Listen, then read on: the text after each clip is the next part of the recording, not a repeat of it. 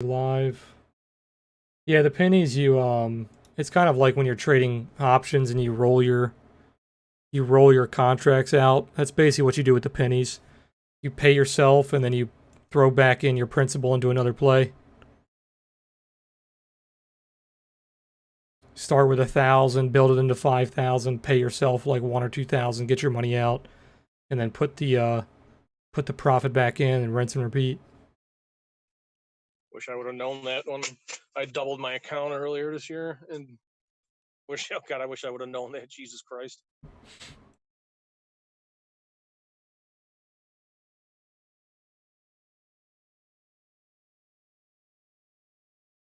Like Wall Street bets. Is this on to the next meme?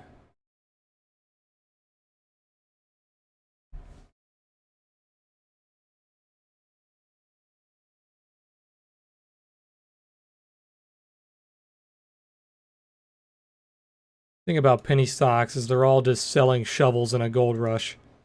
They're not actually, like, very, very few of them are actually going to do anything. But everyone knows that and they don't care. Pennies trade the way they do because people know that.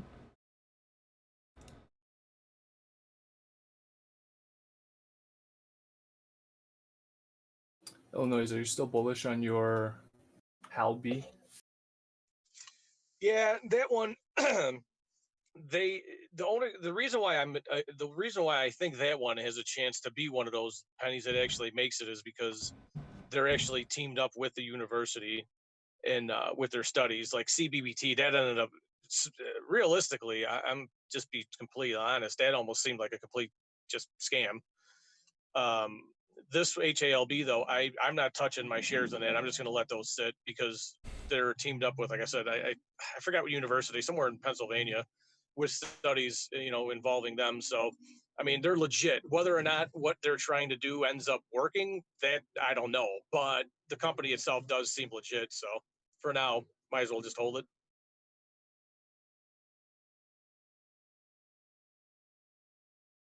So for now, might as well just. Gotcha. I think a good way to legitimize, to see if a company is actually legitimate, especially obviously in the biotech industry with all these, penny stocks that are up and coming, supposedly. Obviously, it seems to be, pick the one that's actually teamed up with the university because at least it's not a scam. It might not work out, but at least we know it's probably not a scam company.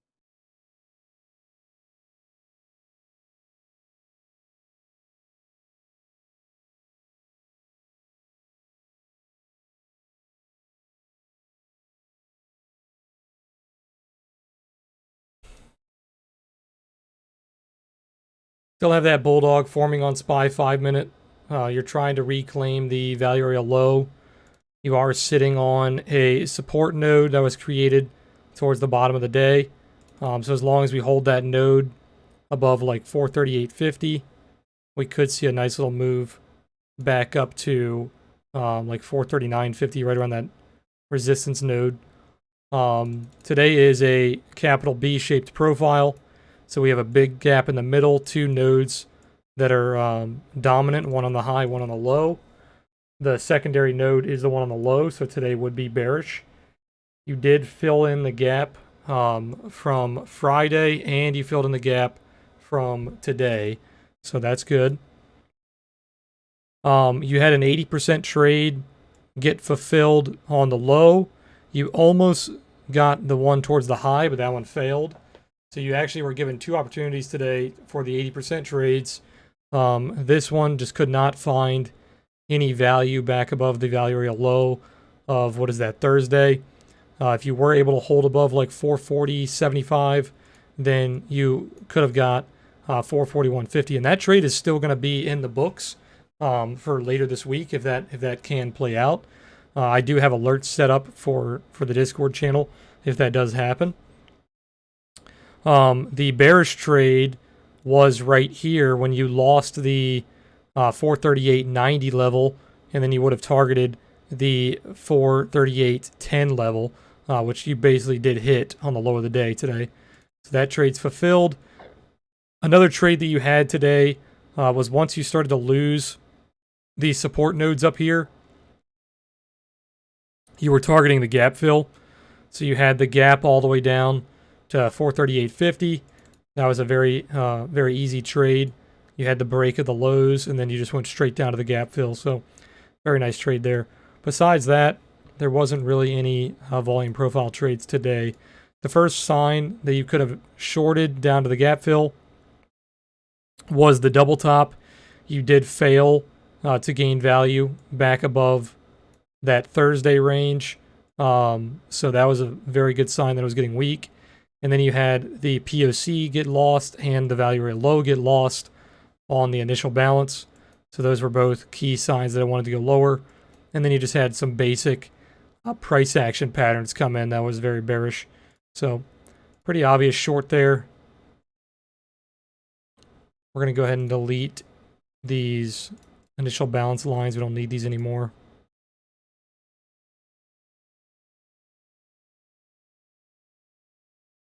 And we can kind of look like if I go back and replay the start of the day, you can kind of watch how it plays out.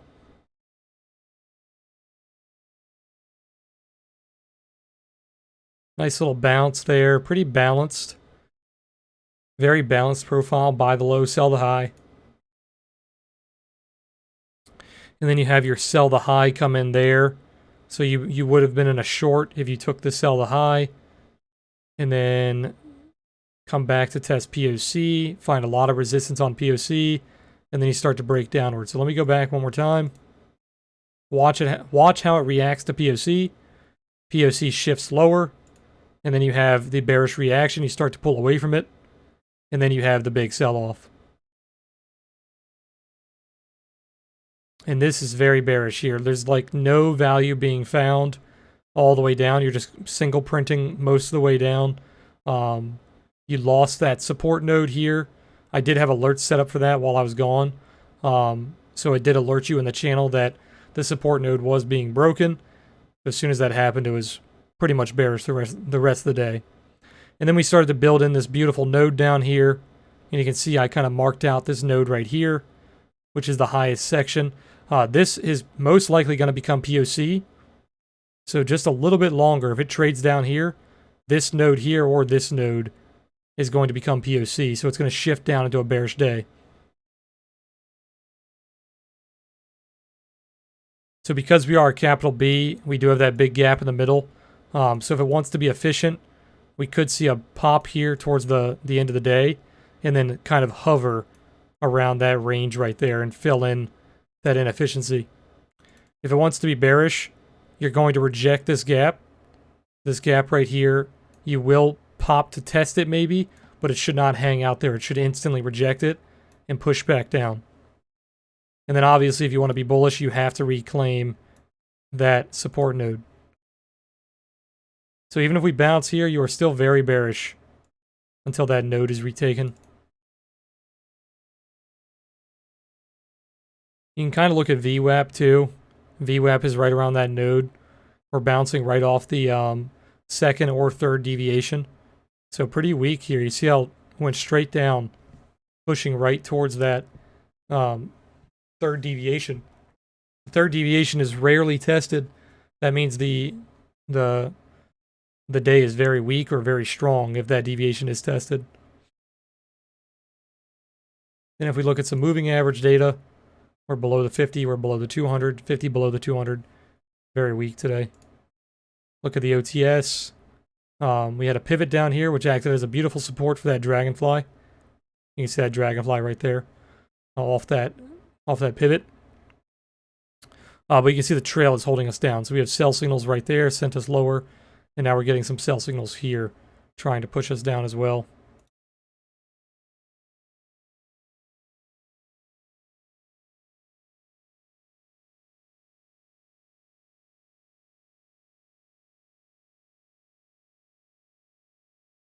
Sticky, no, I did not get it. Because I did it on slow, apparently it took more than an hour. And Did it eat your gas? Oh, no, it. What's this? I'm gonna check. It'll eat gas if your transaction fails, I think. Yeah, oh, I don't even know. It said it failed. Check Or if you have just failed. check if you have the same amount.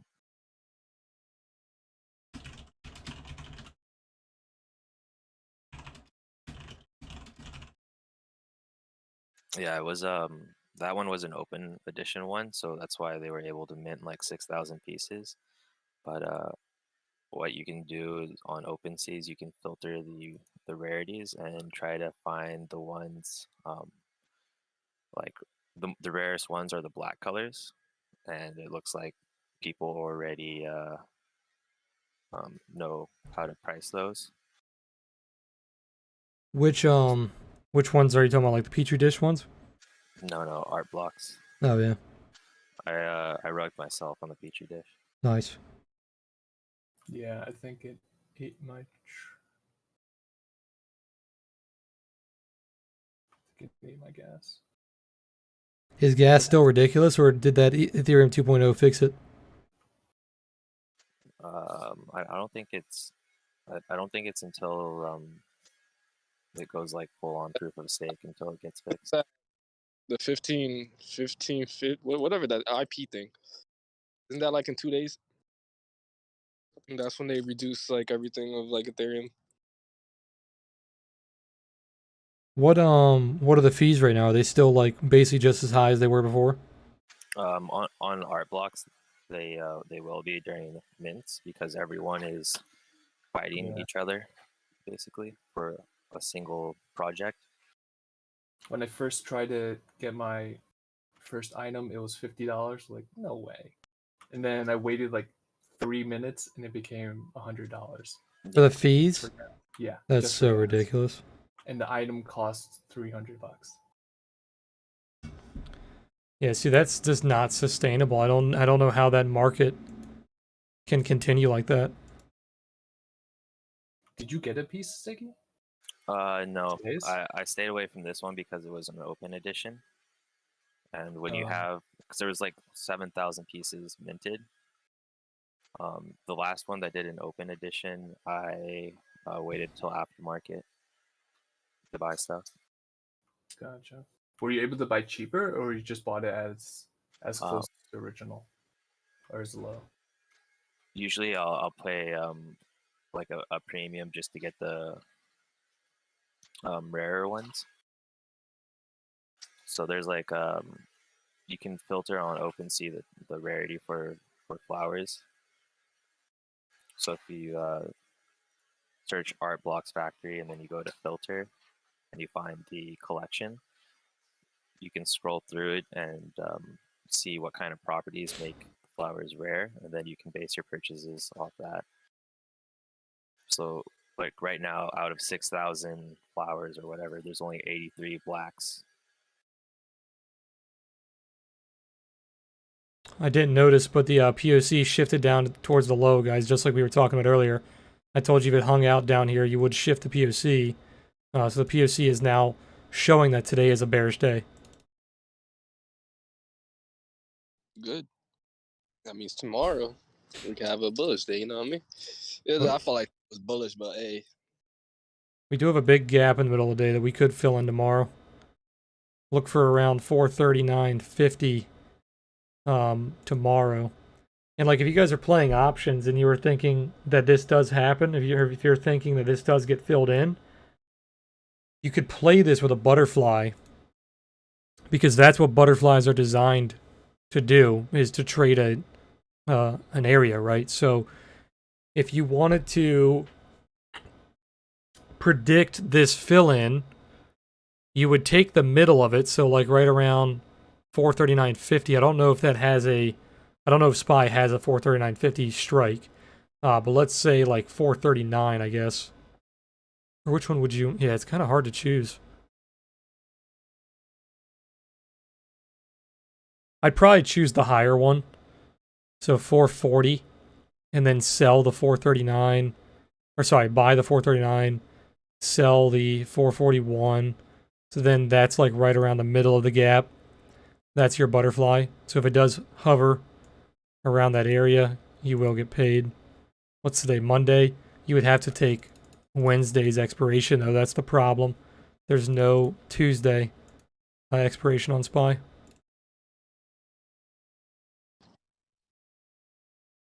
Does that look like a little miniature like bulldog on Netflix 15?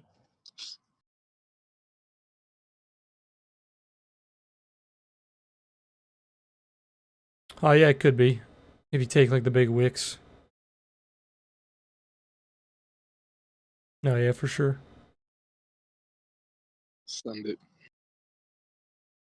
You could take the wicks as like the long legs. Yeah, I don't know why, but I like using wicks a lot. Like the I wicks of think it. I think Netflix hovering in this area around like 515 is really bullish. I think it wants to go back to 530, 540 really quickly. Yeah, it seems like it's consolidating in this little range. We don't have any more gaps left on Netflix to fill in. It's already filled in all its gaps. Thoughts on Zoom? It was doing Seems good to earlier. Let me bounce. see. Like it dropped tremendously and then it bounced. Yeah, recovered the whole day. It's pretty much my entire watch list did this. It had the nasty morning, but then they all turned green. Yeah, it's a really strong. That's just a gap fill. You were filling in the gap from last week. It's actually a really clean play. What's going on, Bernsey? Yeah, I think that's just a gap fill. Square was the big winner today on our watch list, 10.5%. It was up like 6% this morning before I left, and now it's up 10.5% even after the pullback. So, had a massive day. DoorDash still looks really good as well. Kind of holding the POC here. If it pushes off this POC, definitely could go higher. Neo doing really well, especially with Tesla moving. And then Bitcoin today was a little weak, kind of putting in a bearish profile. You haven't finished the 80% trade yet. The 80% trade would go all the way down to 38,350 from July 29th. Very balanced day today, so until this is broken, you're safe to buy the lows, sell the highs. You got nice little support nodes to base your trades off too. A little support node there, little support node there. So until those nodes are broken, I think you're safe to buy that area. Little inverse head and shoulders on the 5-minute. You get back above 40,700. Probably will get an 80% trade up to 42. Not too bad.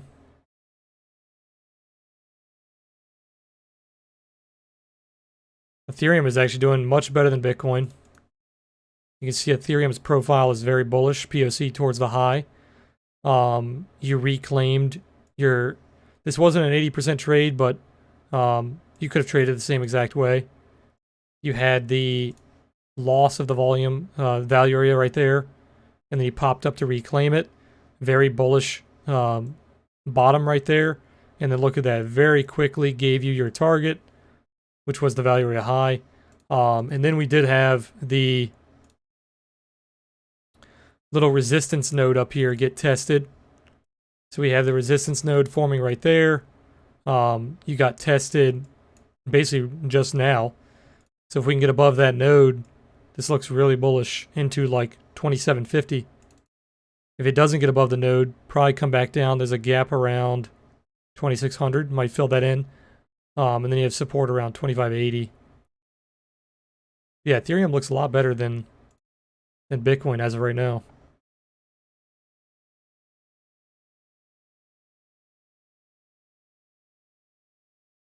Yeah, SPY is very weak here. Once you shift to the POC lower, you lost that breakout. And now we are still failing that value area high of Friday. So as long as you stay below like 439, this is very weak. If you lose this level, there's not a whole lot of support until you get down to 437.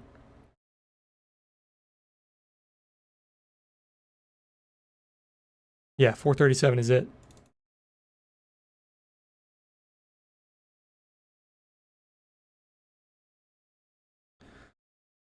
Do I think Ethereum will break out if it breaks the node, even if Bitcoin goes down? Not really. If Bitcoin goes down, if it like slowly goes down, it probably won't affect Ethereum because Ethereum has been leading. But if it starts nuking, then no way. Ethereum, it's almost impossible for Ethereum to break out if Bitcoin is nuking.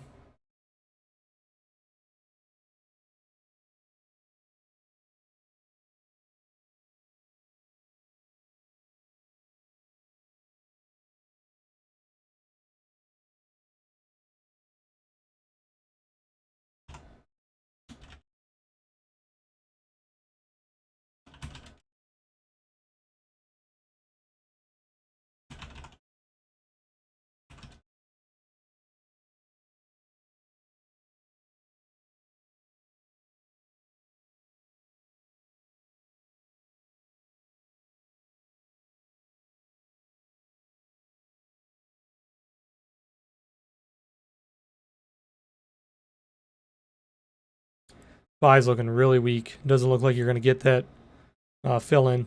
You can see how little value we have right here because we had no value there on Friday, no value there today. You had a decent amount of value there last week, though. POC right in that area. Same POC there as well. Doesn't like that area this week, though.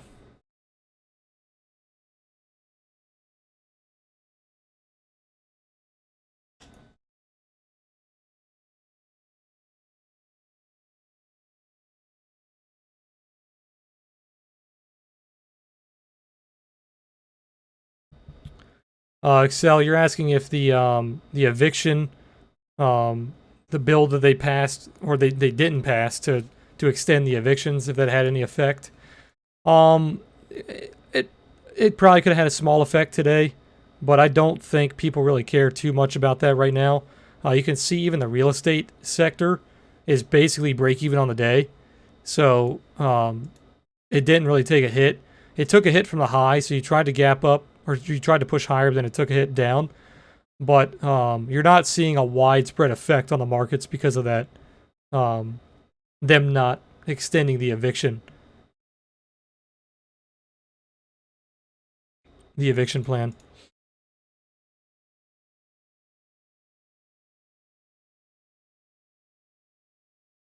I shouldn't even say this on stream. I know it's very controversial, but I don't really see why they would extend it. Because the whole point of having that eviction moratorium or whatever you call it in the beginning was because a lot of businesses were closed, right? So people couldn't go to work. They couldn't make enough wages to cover their rent or cover their bills, whatever, right? We're seeing a widespread, what would you call it? There's a lot of jobs open right now. Across the board, especially in the service sector. There are a ton of jobs open. So there is not a lack of jobs on the market right now. And I think that's one of the key reasons why they did not extend it.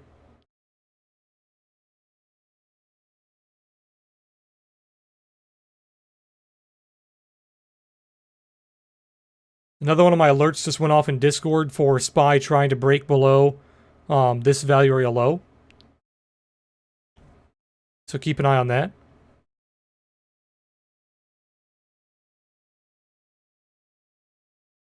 Let me know if you guys like the format of the alerts in Discord. For you guys on stream, I'm trying to build some alerts to follow kind of what we talk about in my own analysis. I'm trying to make these automated. So like I'm putting ticker and then what it's doing and then price. I'm trying to keep it very simple. I can't make it post charts because it's not smart enough to do that for some reason. TradingView hasn't built that in yet. But I think that's a pretty simple format to use for you guys in Discord.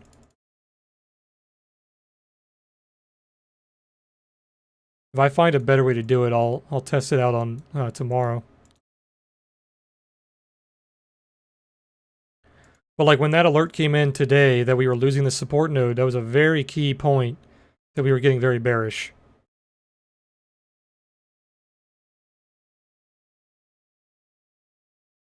Yeah, it's trying to lose this value area low. If you lose this level, so this is the 80% trade. It's 100% complete. So you had the trigger right here, and then the target was right here, the bottom of the value area. You could have taken this 80% trade a lot higher. You could have started the trade up here, or even way higher if you got a very good entry, like when we started to lose the initial balance.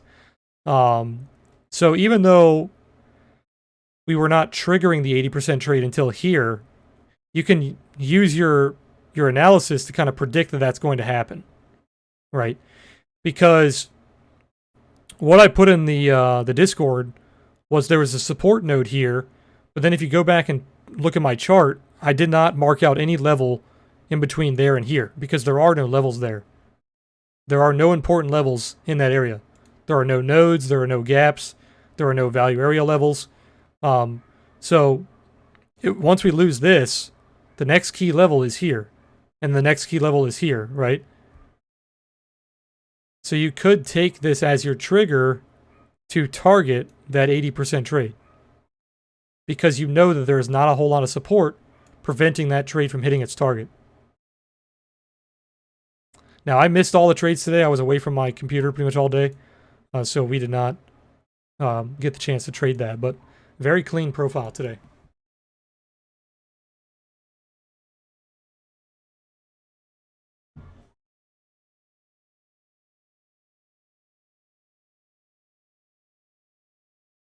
Another thing I wanted to go over, I posted it on Twitter if you guys saw. Joe Biden's lead COVID advisor is now talking about how the cloth masks are not enough and they should be pushing for N95s. N95s are like those actual filtered masks that people wear. If they continue to push for those masks, I would highly recommend watching MMM, which is 3M, and then Honeywell as well. Another one is APT. That's the one that like stunk Trump and a lot of guys on Twitter have been talking about. That one's more of a riskier play. They are like just a mask company. I don't think they really do anything else. 3M and Honeywell are massive conglomerates. They're huge. So they're a lot safer. They're boomer companies.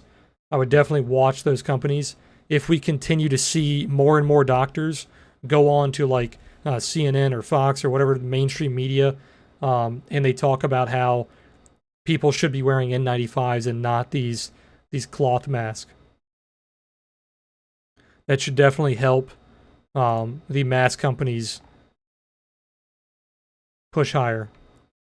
And I already had 3M on my watch list. It was already looking good before that, so definitely keep an eye on 3M.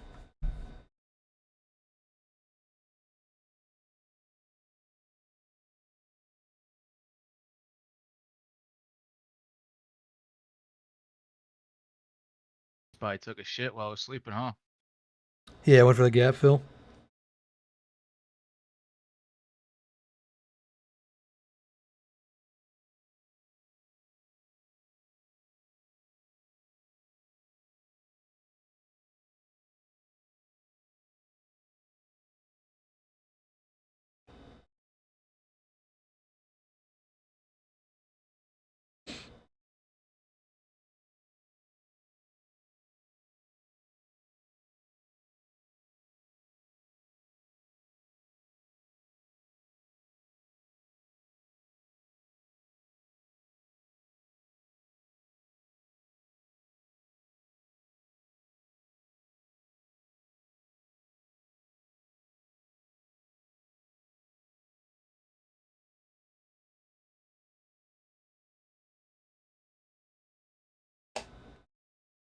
Value area low has been lost. Like I said, there's really not a whole lot of support down here until you get down to 437.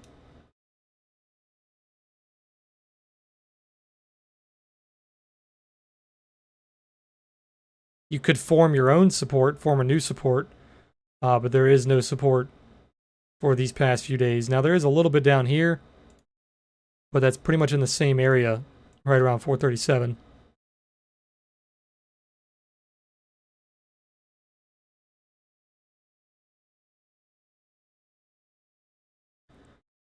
Going back to what I talked about on like part 4 and 5 of our How to Trade series, using like the previous profiles as your or in your analysis, you can see that, what is this? So today is Monday, Friday, Thursday. So this would be Thursday. So Thursday had that like breakout day where you tried to find value higher, but then you closed towards the low of the day. So that indicated that it wanted to go lower. And then on Friday, you had the gap down, tried to recover, couldn't do it, and then you closed once again towards the low of the day. But that was on a Friday, so we had a little bit of weekend price action on Sunday on the ES to try to push this higher. So it tried to push higher, but you could not find any value in that same range that we did on Thursday. So this was quite clearly bearish. Because if this was bullish, you would easily have recovered inside the value area, bounced to the high with your 80% trade, and then you would have held above that area and started to push higher, right? But you couldn't even find value anywhere in Thursday's range, so very bearish. And now we are completely losing Friday's value. So if we lose Friday, we're going to go all the way back down to, what is this, Wednesday, Tuesday? This would be Tuesday. So we have Tuesday's low there, which would be the next target. This is a nice little recovery, though. Little hammer candle off the low. I was gonna say, does it almost look like a small triple bottom? Yeah, it's got a nice little hammer. If it can hold up here, what time is it? 3:35. Get like a 15-minute close like this in 10 minutes. That's not a bad candle.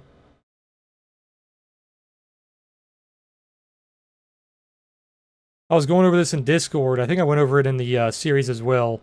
But when you're looking for these like these 80% trades, you can base your trades off the 5-minute chart, but that's a little risky. It's a little aggressive.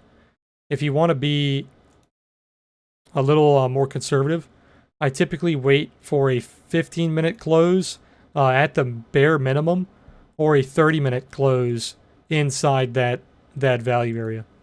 So like there was no 50-minute close here, so you would not have taken that. And then if you wait for the 30-minute, you would look for a 30-minute somewhere in that area, and then you would go for the 80% trade.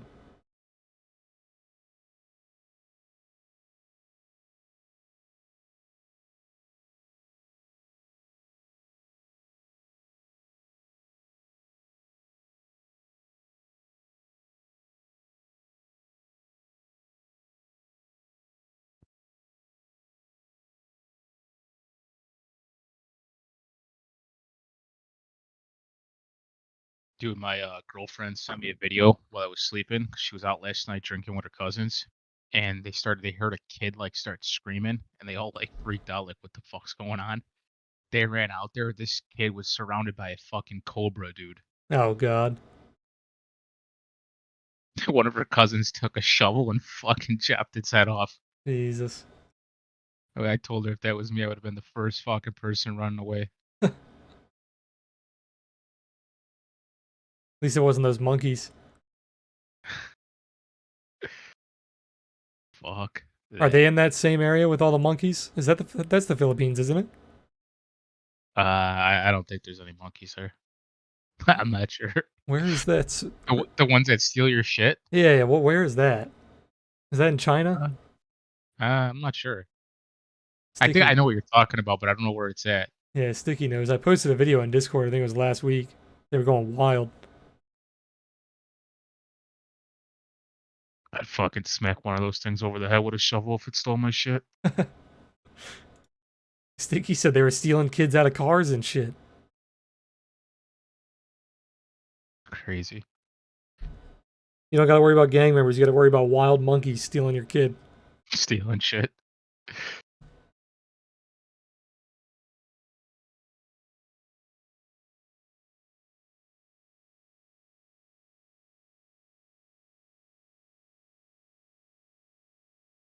Amazon's actually holding up pretty well.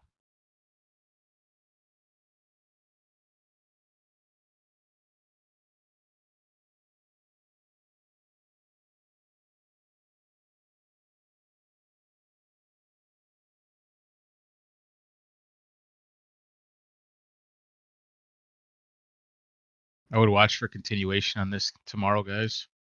Either continuation or a retest on Square. Yeah, Square is gross, dude. When you went to bed and when I left, it was up like what, 6%, 7%? Up like 10.5, 11 now.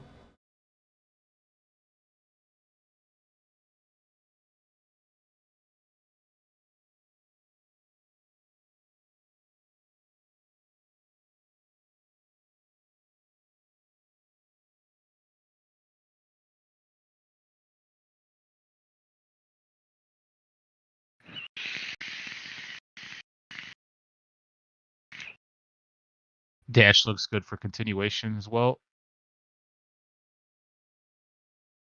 Chewy. Chewy had a nice recovery. It's green on the day. Yep. PayPal getting slaughtered. SPY's getting wrecked here. You might see 437 by the end of today. eBay with the doji off the 50. James, I still use the volume. It's just not on this chart. So like when I'm streaming, you guys only see this chart because I can't keep it. I can't keep like going from chart to chart. It's just very messy. But I have the volume over here on my other chart. Like when I'm not streaming, I have charts on, and I'm flipping through them a lot more. But when I'm streaming, I try to keep it just very simple for you guys, because all you guys can see is this one little window. But yeah, I still have volume over here, and I keep like the OTS on and monthly VWAPs and moving averages. I've got a lot of different indicators. Like I keep the bot on over here as well. And I flip through these while I'm looking for trades.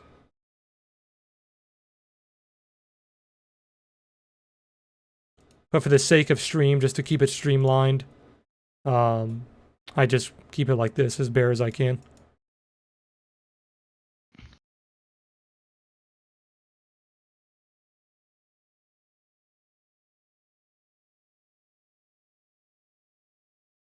Oh, you mean this? The coloring. Why did I stop doing the blue and the black? Because I like this much more. Like I like looking at this. It's much more visually appealing. And having the different colors for up and down really does not do anything for me. It's kind of pointless. The only time that it affects how I'm looking at the profile is if let's see, I'll do up is, I think I used to do what, up was blue, down was black. Yeah, it used to be like that. The only time it would affect how I'm looking at this, can I find an example? Yeah, okay, like down here. When it's single printing. When it's single printing, that's the only time that it would actually make a difference. But I don't need the volume profile to show me that. I can see that it's single printing just by the price action. Like I know that's a single print. And I can see that. So I don't need that.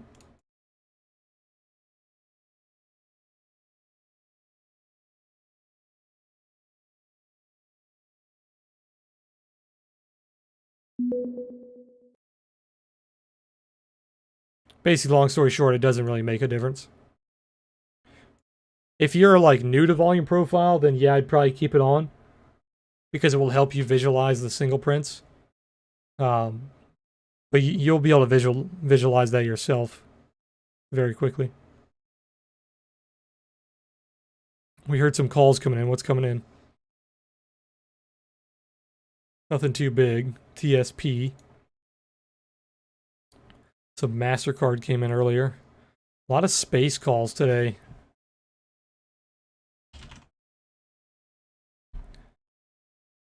Any opening orders? Yeah, 3250s for August. A lot of August 20th. 3250s, 34s, 3550s, 41s. about $1 million across the board.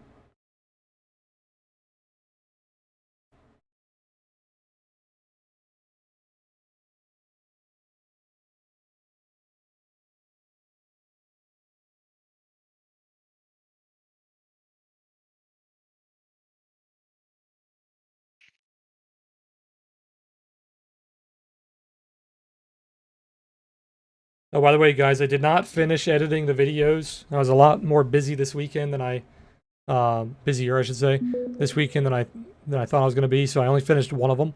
But the part 1 video is completely edited. So if you guys didn't watch that video just yet, if you go back and watch the part 1, I cut down like 20 to 25 minutes, so it's a lot shorter. It's much more streamlined. I'm going to finish editing the second one today, hopefully the third one. But definitely the second one. So part 2 will be done by the end of today. And then hopefully I'll have them all done by like Wednesday. At first I was just going to cut out the beginning. I was going to cut out just like the little intro. But I actually found a lot of stuff that I could cut out. So it took me a lot longer to edit. Deja, this Redfin fucking sends me houses in your area now.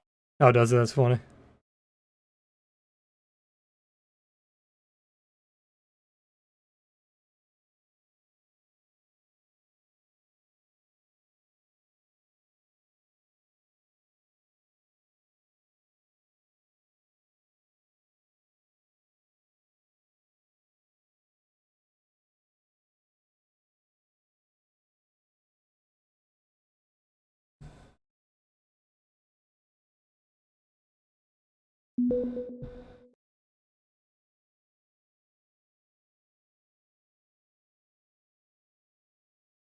You guys know how many square feet an acre is?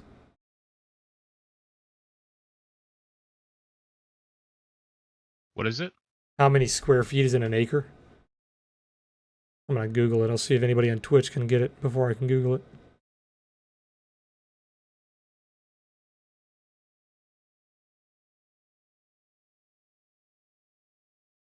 It's 43,560.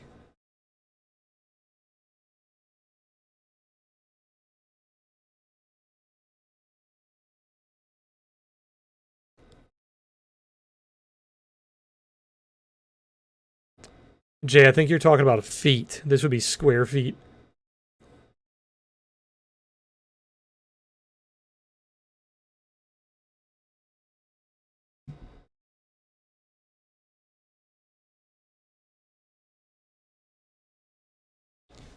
Very weak SPY price action here, finding some value below Friday's value area low, leaving a massive gap on today's profile around 439.50. Like I said, it wants to go down here because this is an 80% trade. So once you trade it outside this area, which we did right here, and then we then we reclaimed it, we want to go all the way back down to the other side. So trade outside the value area, reclaim it. That is your entry. And then your target, you could target the POC, but that's not a part of the 80% trade. The other side of the value area is the target for the 80% trade. Go all the way down to 437. You could have used the 80% technique on this day here as well, but this is technically not accurate because you need to trade outside the value area to trigger the re-entry. So we kind of did a little bit, and then we re-entered, but not a whole lot. You're technically supposed to open outside and then trade and then return. Like this is a textbook example of the 80%. Basically from this day to this day and then this day here, that's a textbook example. You have a profile like this. You open outside, find some value, and then return. The problem is this didn't really give you the trade because you just gapped all the way down. So you hit your target, but you hit your target without even getting your entry.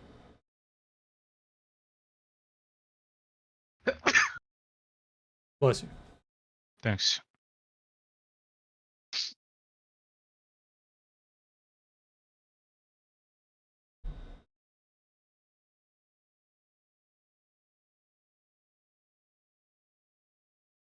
The market in my area for houses is starting to calm down. There's a lot more houses popping up on the market and staying on the market. They're Yeah, not- it's happening all over. Yeah, they're not getting sucked away in like 2 days.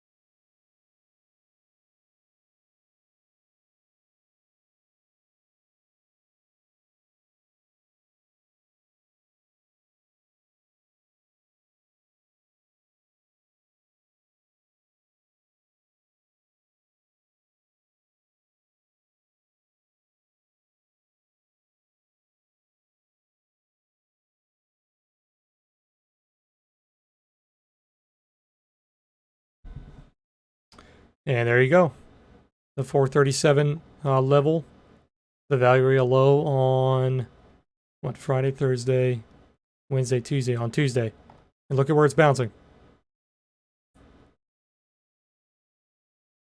Perfect bounce so far. This is a perfect example for you guys who think it's nothing but hindsight analysis.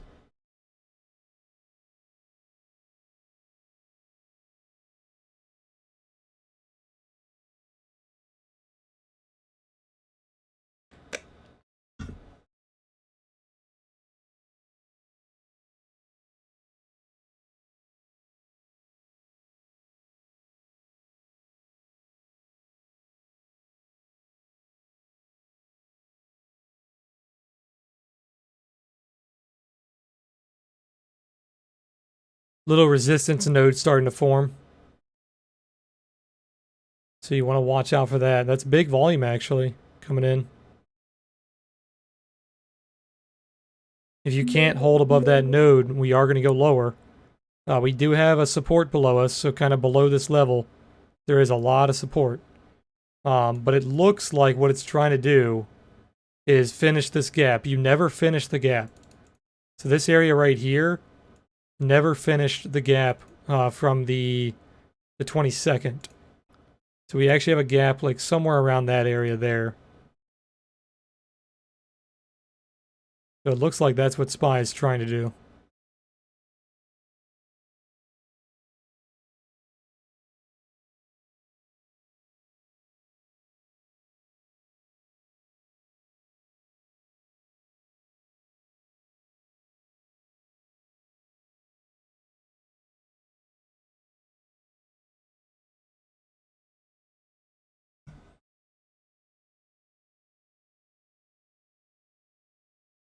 Yeah, nasty rejection there of that node.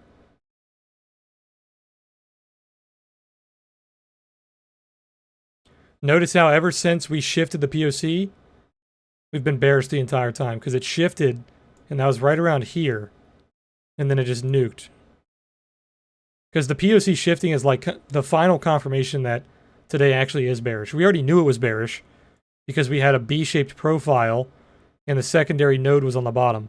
So like I went over in the series, if there's a capital B, wherever the secondary node is what kind of day you are. So if this is the primary node, this is the secondary node, then it's bearish. Okay. And you can take a rewind tool here, and you can see where it shifts. Watch, it will show you. It's a little bugged on the rewind, but it will still show you.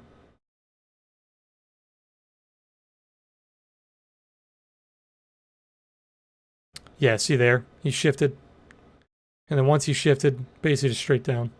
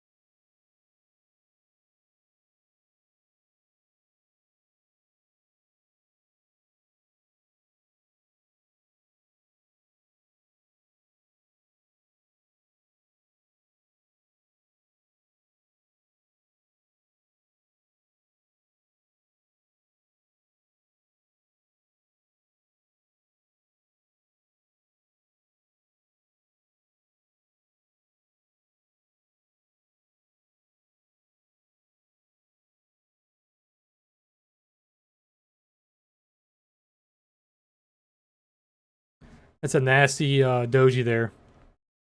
Now, dojis like that typically indicate that it's trying to reverse, so that actually is a bullish sign. But the way that it's rejecting this node is not good. But long-legged dojis on bottoms or on highs is typically a reversal indicator. If this candle starts to pop up, what time is it? There's only 5 minutes left, so we only have one 5-minute candle. This is the last candle of the day. If this thing closes green, it's actually not too bad, but it's already getting pretty red.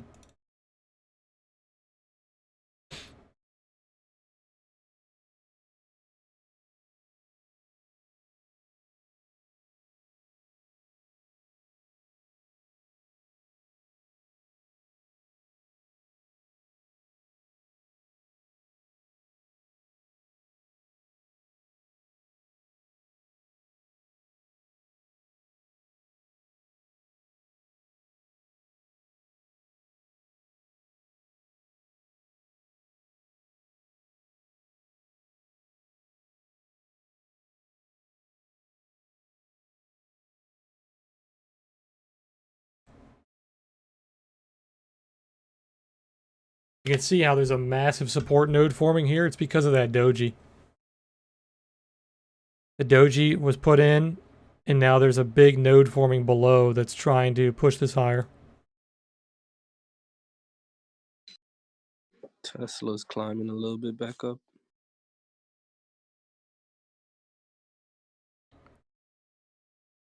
Was there news today or something? The only news was really the eviction thing not getting extended. Nothing else that I saw.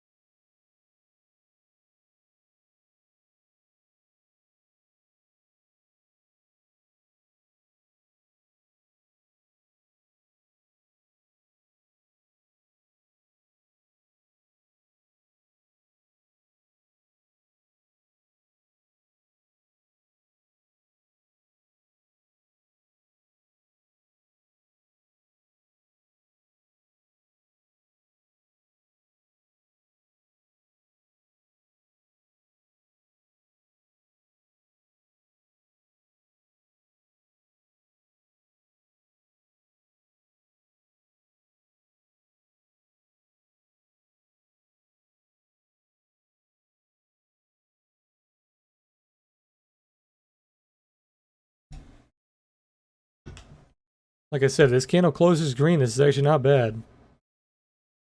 Beautiful long-legged doji with confirmation. Wouldn't be terrible. If it closes above 437.70, that's really good. You've already reclaimed one node. We got to reclaim the other node.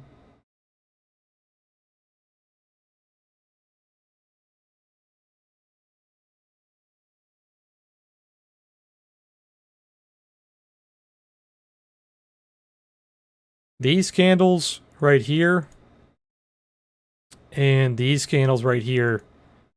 If you guys are reversal trading, these are very key candles. This is a beautiful hammer candle, dragonfly. And then we have a long-legged doji. And if we throw on the OTS here, we actually have a pivot that we're bouncing off of on that hammer. And we're also bouncing off a pivot on this long-legged doji. So beautiful confluence there.